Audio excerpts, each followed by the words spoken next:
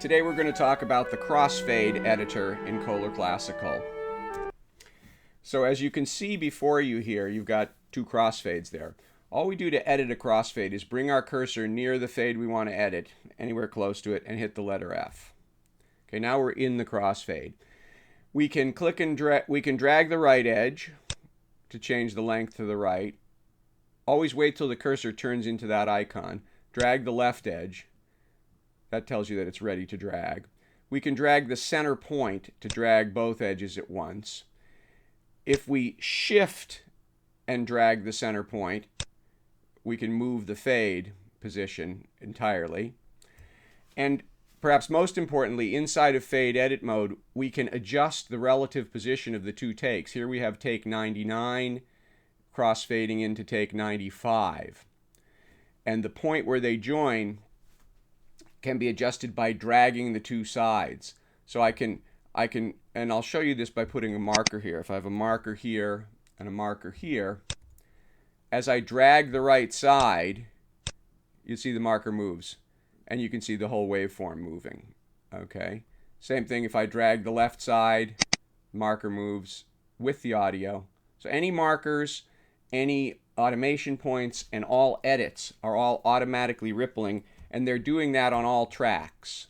So if I drag again here, you can see all the audio moving on all tracks. And if I zoom way out, you can see it's rippling all the edits, no matter whether you have 1 track, 2 tracks, or 60 tracks. It's all rippling. Okay, that's all automatic. So now let's zoom back in, and we'll close up the extra tracks, which we don't need to see. Okay, so now that's the basic fade editing. If you want to do something a little bit more complicated, first of all, we can change the shape of these curves. Reaper has 7 basic curves. You can toggle through them with the T command to go through all the 7 shapes. You can change them independently on different sides. You can also simply right-click. So if I right-click on this fade out, I can choose, okay, I want an S curve. There's the S curve. And on the fade in, right-click. Let's say I want linear. Then on top of that, you can option drag the center point to customize that to any exact thing you want. Now, all of these edits so far are linked to the edges of the items. If you want to unlink that, we have a button here for unlinking the fade. You can also click that button to unlink, or you can type the letter U to unlink and relink. So if I'm going to click the button now the fade is unlinked. So now if I drag the right edge, the whole fade goes with the edge.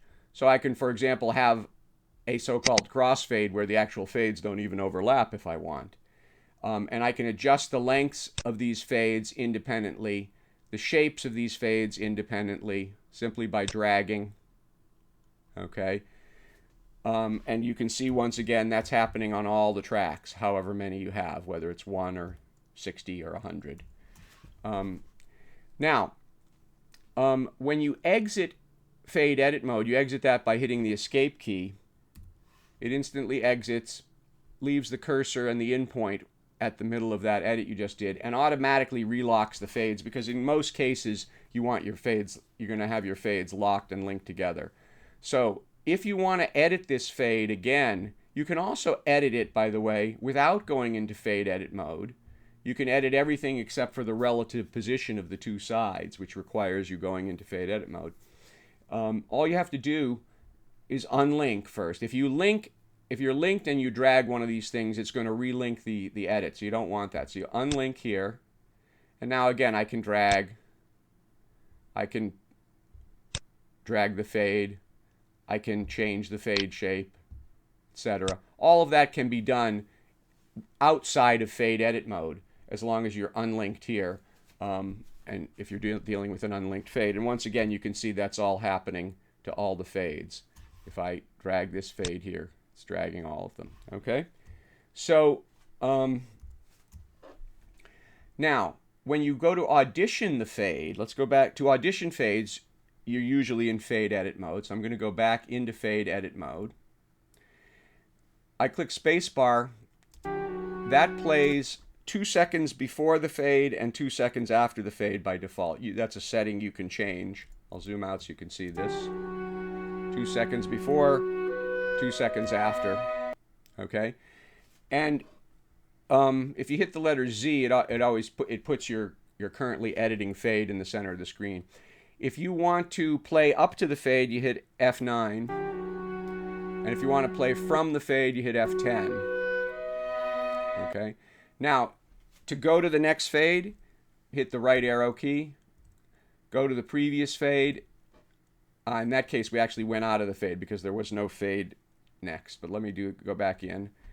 So left arrow takes me to the previous fade, previous fade, previous fade. This is next fade, next fade, next fade. Okay? So you can also simply click to get to another fade. So if let's say we zoom out a little bit and I want to edit this fade here, without zooming in, just put my cursor near it and I hit Shift Z. Now that fade is selected. Or if instead I want to edit it and zoom into it, again, I click the letter F, just as if I was going into it from the start. That zooms right into it. So, and if you're scrolled around, let's say you're moving around while you're in fade edit mode, and I've zoomed out, and you forget, well, which edit was I on? You just hit the letter Z, and it brings you to the current fade that's being edited. Okay? And if you hit the letter F, and you put your cursor near it, it zooms into it. And escape takes you out. So it's all instantaneous. It's all very simple. Furthermore, you can save edits.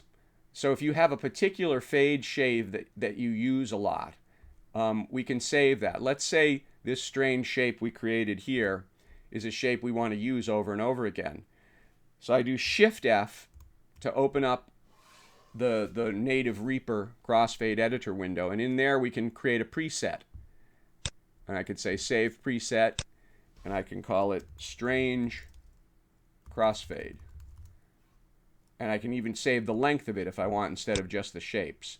So I click Save Crossfade Length, OK. Close that window by Shift F. Now if I create another edit, let's say I create a crossfade here, but now I want that one to be the exact same shape and size.